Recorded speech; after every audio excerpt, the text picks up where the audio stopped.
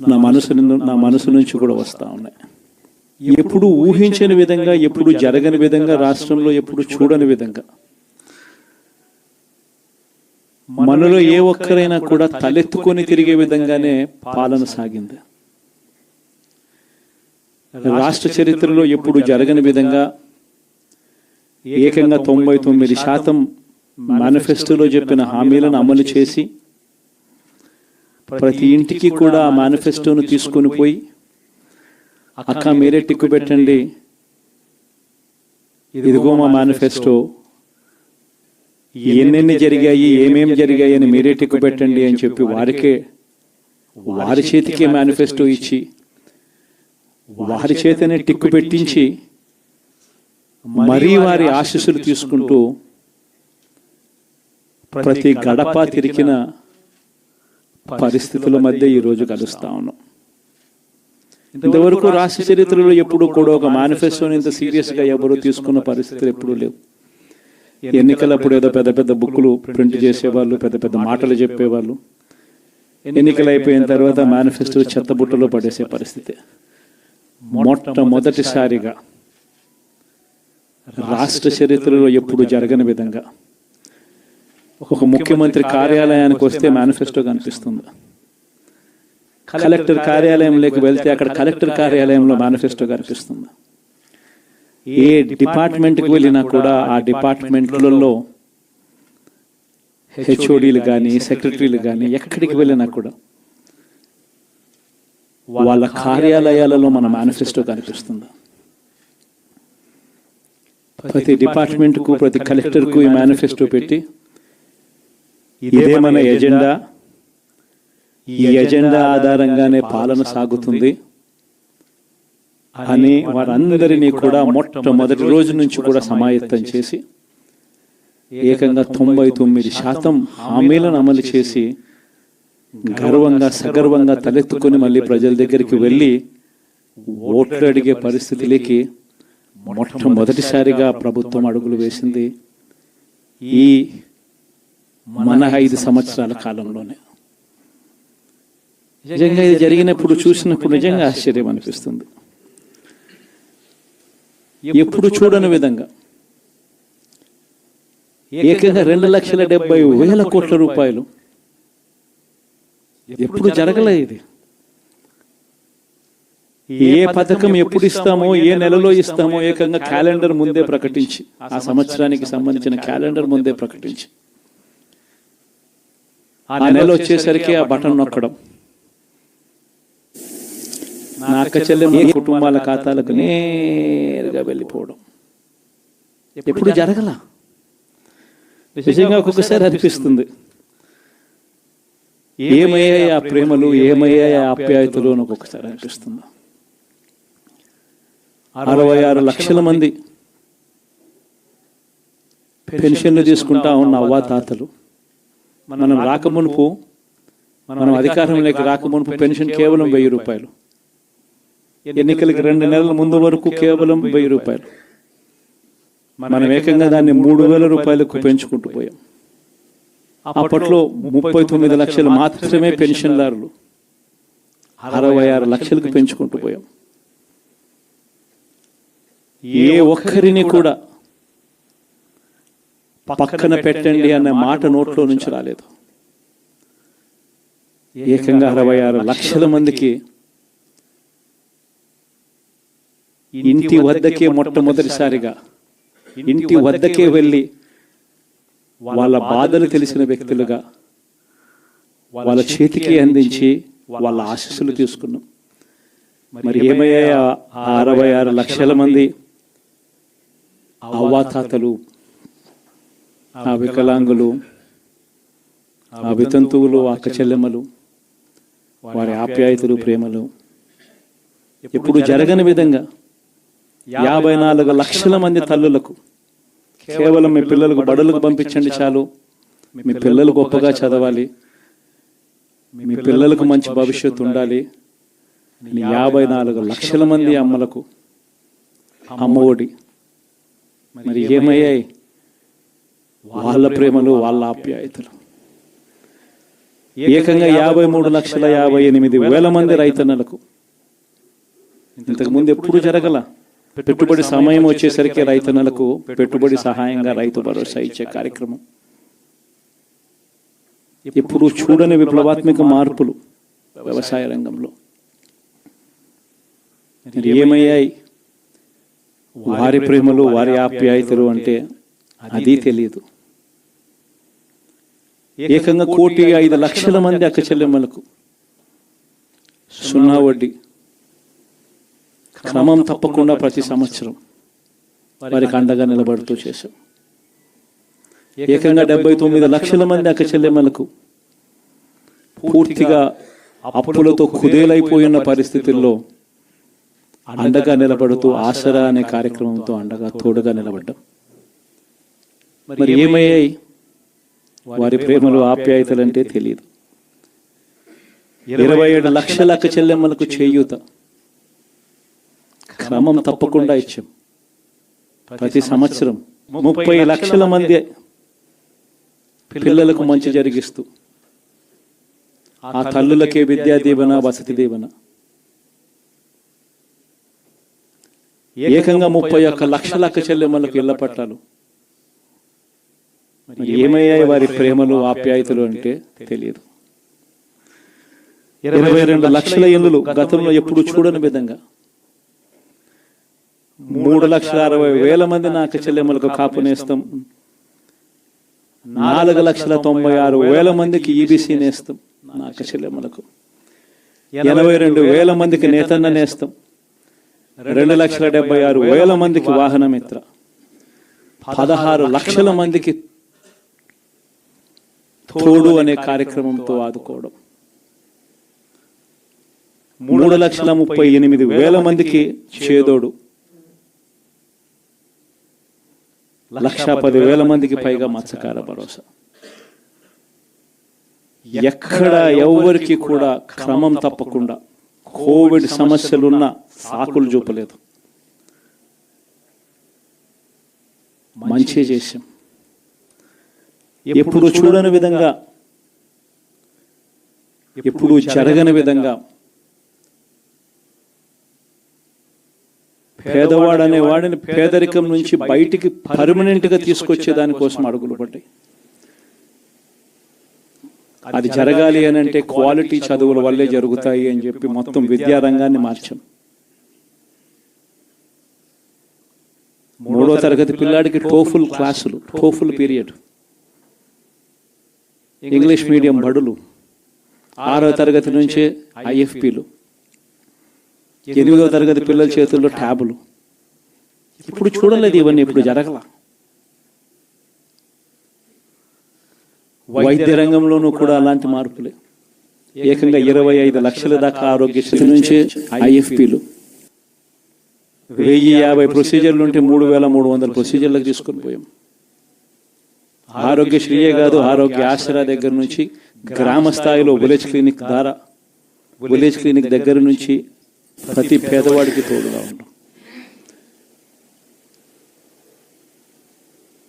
ఎప్పుడు జరగలేదు ఈ మార్పులు. ఏకంగా 54,000 మంది డాక్టర్లు, నర్సులు, పారామెడిక్స్ రిక్రూట్మెంట్ గవర్నమెంట్ హాస్పిటళ్లలో చేసి ప్రతి పేదవాడికి అండగా ఉండడం. వ్యవసాయంలో కూడా విప్లవమే. ఏకంగా ఆర్బీకేలు చేయి పట్టుకొని నడిపిస్తూ గ్రామ స్థాయిలో కనిపించి విద్య, వ్యవసాయం, వైద్యం, సామాజిక న్యాయం,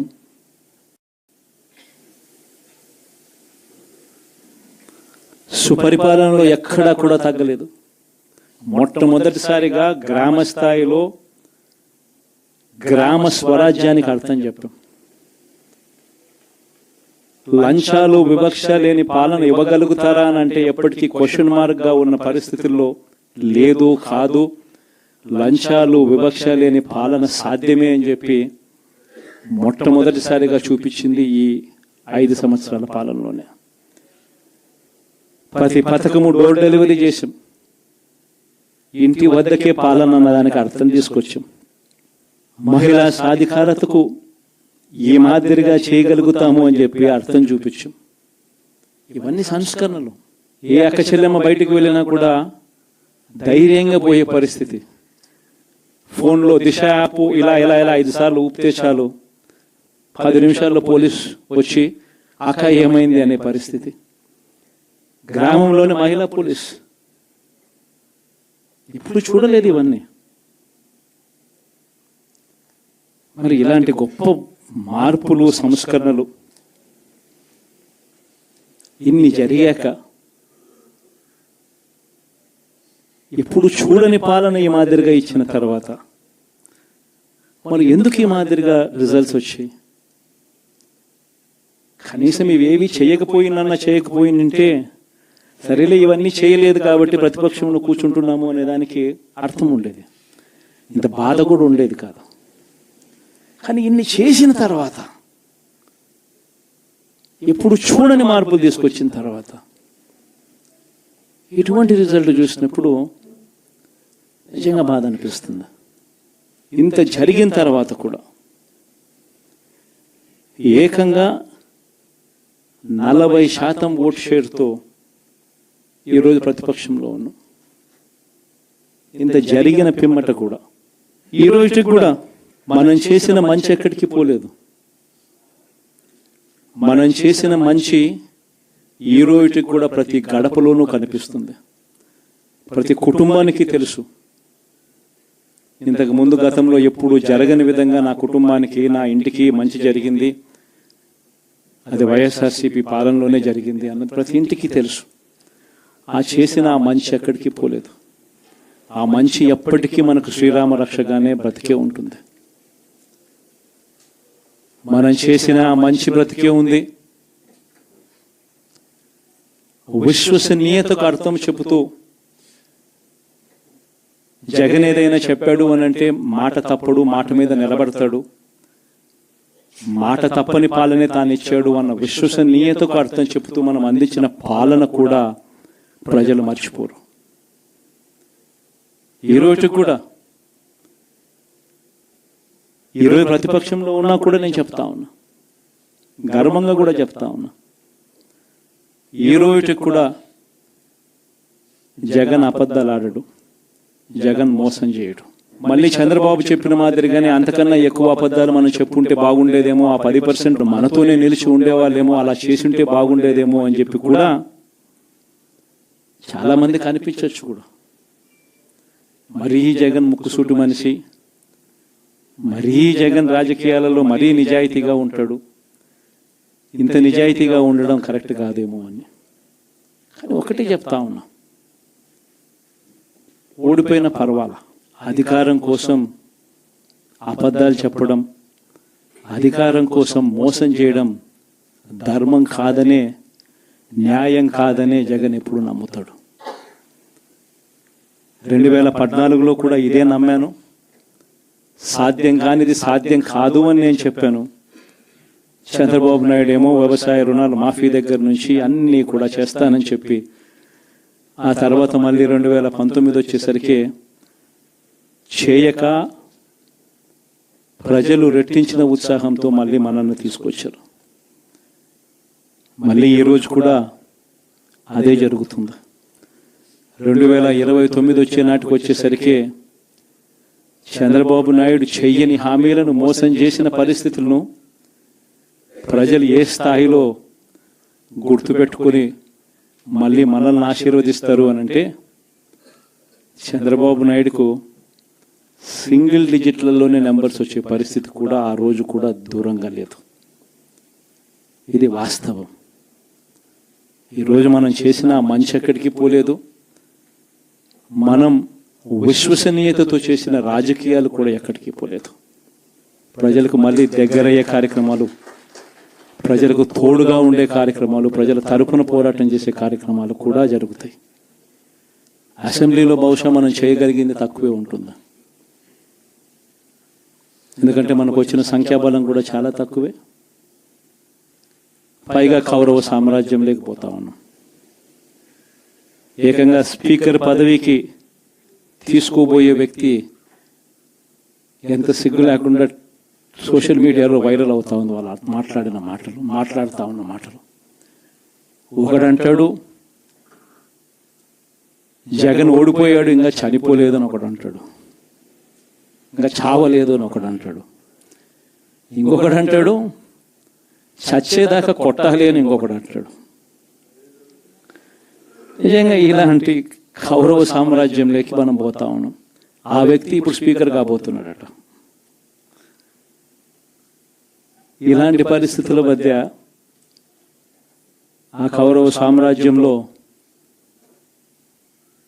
అసెంబ్లీలో ఏదో మనం చేయగలుగుతామని చెప్పి నాకైతే నమ్మకం లేదు. కానీ పాపాలు పండే కొద్దీ ప్రజలతో కలిసి ప్రజల మధ్య నిలబడి పోరాటం చేసే కార్యక్రమాలు అయితే రాబోయే రోజుల్లో ముమ్మరంగా స్పీడ్ అందుకుంటాయి.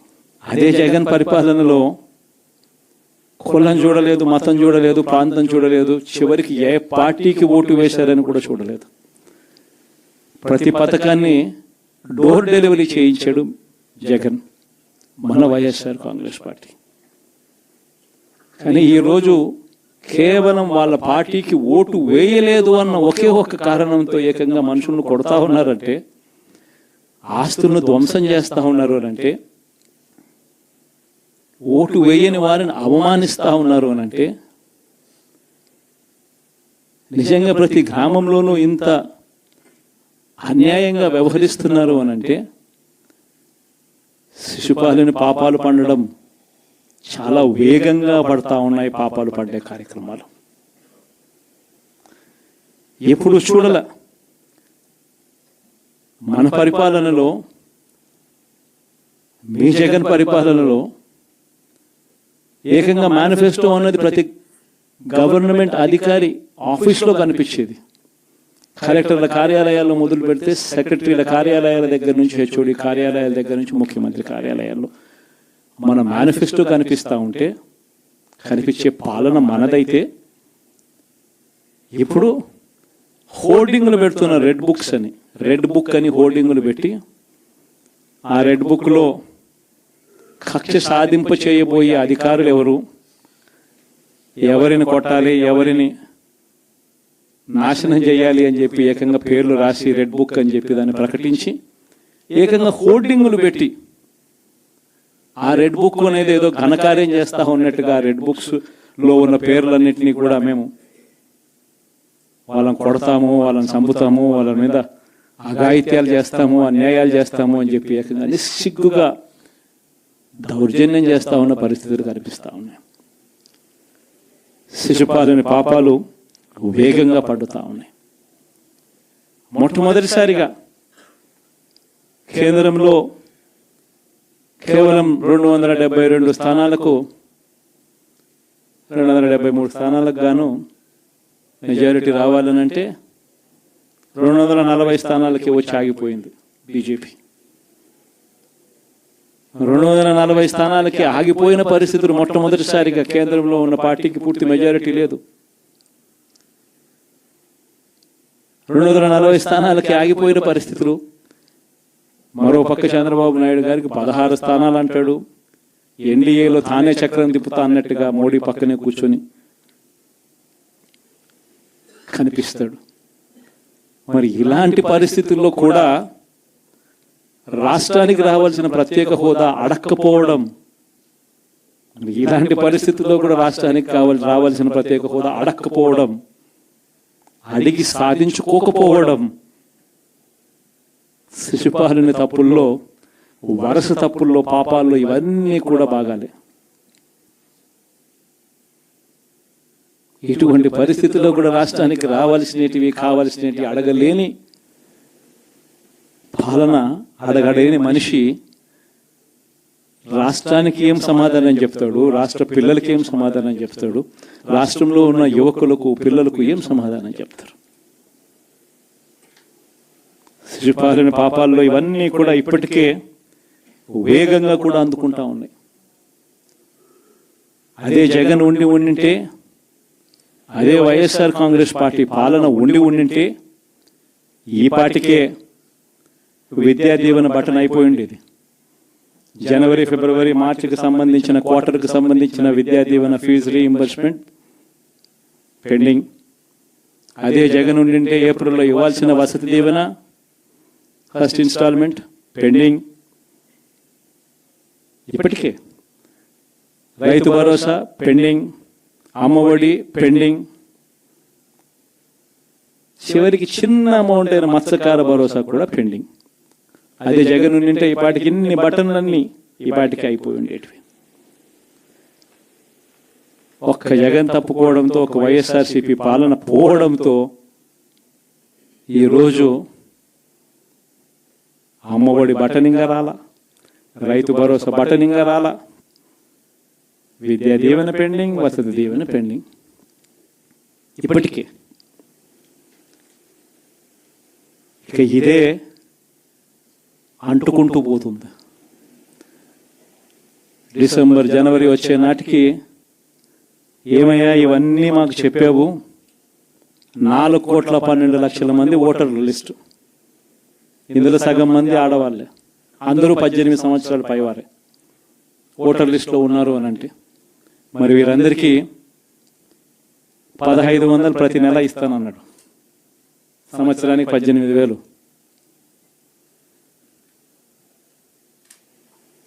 ఇందులో పెన్షన్లు తీసుకునే వాళ్ళు ఒక 30 లక్షల మందిని బహుశా ఆడవాళ్ళకి పక్కన పెట్టినా కూడా 60 సంవత్సరాల పైన ఉన్న వాళ్ళు అని పక్కన పెట్టినా మిగిలిన 1,80,00,000 మంది ఎదురు చూస్తున్నారు.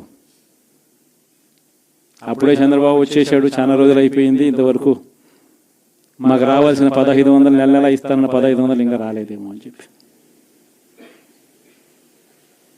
రైతులు ఎదురు చూస్తూ ఉన్నారు. 20,000 పెట్టుబడి సాయంగా ఇస్తానన్నాడు, అది ఏమవుతుందని. దాదాపు 1,00,000 మంది పిల్లలు పైగా ఉంటారు, బళ్ళకు పోయే పిల్లలందరికీ ఇస్తామన్నాడు. అమ్మఒడి కింద వాళ్ళ పథకం ఏదైతే నేను దాని కింద 15,000 అని చెప్పి ఆ తల్లులకు 15,000 కోట్లు, దానికి వెయిట్ చేస్తూ ఉన్నారు. ఇవన్నీ వెయిట్ చేస్తూ ఉన్నారు. ఇవన్నీ ఏవి కూడా అడుగులు ముందును పడని పరిస్థితి. ఇవన్నీ కూడా డిసెంబర్ జనవరికి వచ్చేసరికి అన్నీ కూడా ఊపందుకుంటాయి, వేడందుకుంటాయి. హనీమూన్ పీరియడ్ అనేది ఆగిపోతుందా? వైఎస్ఆర్ కాంగ్రెస్ పార్టీ చేయాల్సిన పనులు చెప్తా ఉన్నా. ఈ ఓడిపోయాము అన్న ఈ భావన మనసులో నుంచి తీసేయండి.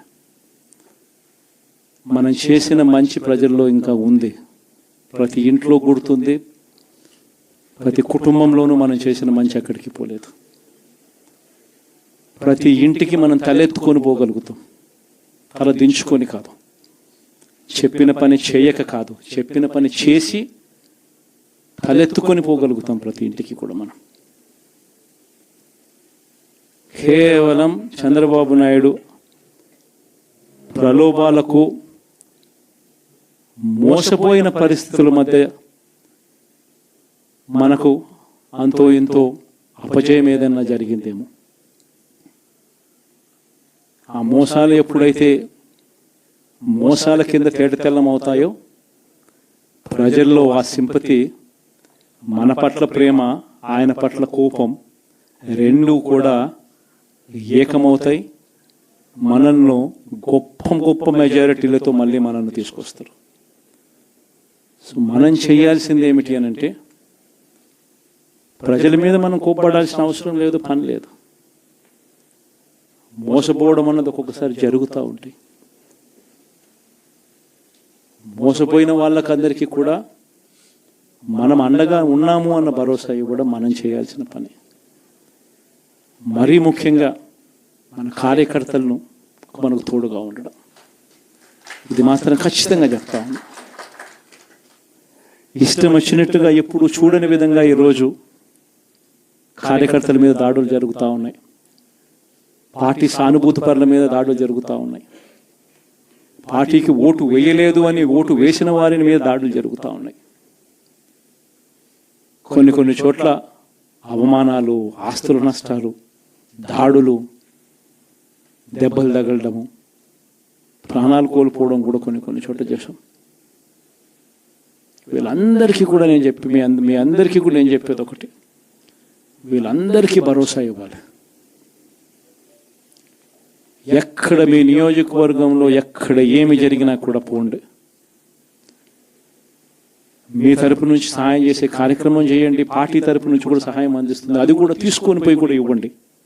ప్రతి కార్యకర్తకు తోడుగా ఉందాం, ప్రతి కార్యకర్తకు భరోసా ఇద్దాం. చాలా అవసరం కూడా. మన కోసం కష్టాల్లోనూ నష్టాల్లోనూ మన కోసం నిలబడ్డారు, జెండాలు మోసి నష్టపోయారు, ఓట్లు వేసి దెబ్బలు తిన్నారు, మనకు ఓట్లు వేసి దెబ్బలు తిన్నారు. వాళ్ళందరికీ కూడా తోడుగా ఉండాల్సిన అవసరం ఉంది. ఇదొక్కటే కాకుండా మన ఎంపీటీసీలు, మన జెడ్పీటీసీలు, మన కౌన్సిలర్లు, కార్పొరేటర్లు, వీళ్ళందరికీ కూడా భరోసానే ఇవ్వాలి. మాట్లాడండి. మన పార్టీ మీద అభిమానం చూపించే ఏ వ్యక్తి అయినా మన కార్యకర్తే. ఇలాంటి వాళ్ళందరికీ కూడా తోడుగా ఉండే కార్యక్రమాలు ఖచ్చితంగా జరగాలి. ఇవన్నీ కూడా ఖచ్చితంగా చేయమని మిమ్మల్ని అందరినీ కూడా కోరుతా ఉన్నా. సీరియస్గా నేను చెప్పిన ఈ విషయాలన్నీ కూడా పరిగణలోకి తీసుకోమని కోరుతా ఉన్నా. అండ్ ఇంతవరకు సినిమా జరిగింది ఓన్లీ ఇంటర్వెల్లే. శకుని పాచికల్లో కౌరవులు పాండవుల మధ్య యుద్ధం కూడా గమనిస్తే శకుని పాచికలు అనే సబ్జెక్టు ఓన్లీ ఇంటర్వెల్లే. అప్పుడు శ్రీకృష్ణుడు సమక్షంలోనే జరుగుతుంది. శ్రీకృష్ణుడు ఉండగానే పాండవులు ఓడిపోతారు, శకుని పాచికలతోనే ఓడిపోతారు. ఎప్పుడైనా కూడా మంచే గెలుస్తుంది, ధర్మమే గెలుస్తుంది, విశ్వసనీయతే గెలుస్తుంది, న్యాయం నిజం గెలుస్తుంది, ధర్మమే గెలుస్తుంది. మనం ధర్మం వైపునే ఉన్నాం, ధర్మంగానే రాజకీయాలు చేశాం, విశ్వసనీయతతోనే రాజకీయాలు చేశాం, తలెత్తుకొని ఉండే మాదిరిగానే రాజకీయాలు చేశాం. తల దించుకొని పోయే రాజకీయాలు ఎప్పుడూ చేయలేదు. ఒక అర్జునుడు మాదిరి గెలిచి వస్తాడు, ప్రజలు ఆశీర్వదిస్తాడు. కాబట్టి ప్రతి ఒక్కరు ఇది గుర్తుపెట్టుకోండి.